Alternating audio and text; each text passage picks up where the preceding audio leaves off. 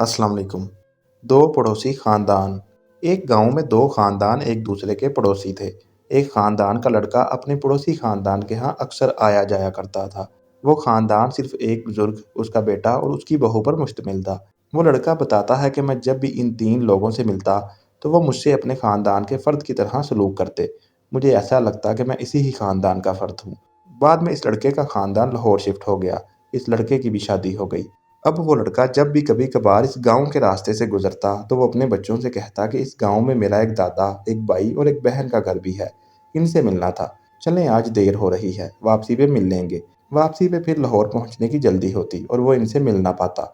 कभी बच्चे मना कर देते। यूं ही हर दफ़ा छोटी मोटी वजह से वो शख्स इनसे मिल ना पाता, लेकिन इन्हें भूला कभी भी नहीं। यूं ही काफ़ी अरसा बीत गया। एक दफ़ा जब वो शख्स अपनी फैमिली के हमरा वहां से गुजरा तो उसने फिर इस खानदान का जिक्र किया।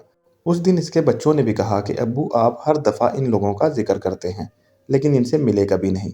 आज हम सब इनसे मिलने चलते हैं। लिहाजा उस शख्स ने भी गाड़ी का रुख इस गांव की तरफ मोड़ दिया। बिल आखिर उस घर जा पहुंचे। दरवाज़ा खटकाया तो अंदर से एक नौजवान लड़का बाहर आया। वो शख्स कहता है कि मैं अंदर से काफ़ी शर्मसार था कि इतने अरसे बाद मैं इन्हें मिलने आया था।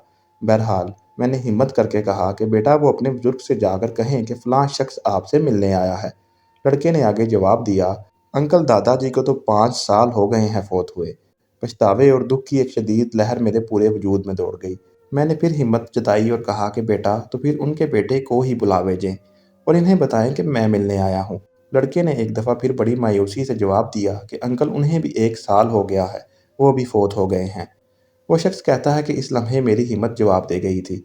शदीद दुख और पछतावे ने आ घेरा था। अब मुझ में इतनी हिम्मत नहीं बची थी कि मैं उस बच्चे से अपनी मुंह बोली बहन का पूछ लेता। मायूस और बोझल कदमों के साथ मैं वहां से लौट आया। जिंदगी कब, कहाँ और किस वक्त साथ छोड़ जाए मालूम नहीं, लेकिन जब तक सांसें रवां हैं तो कोशिश करें कि अपनों को मिलते रहा करें।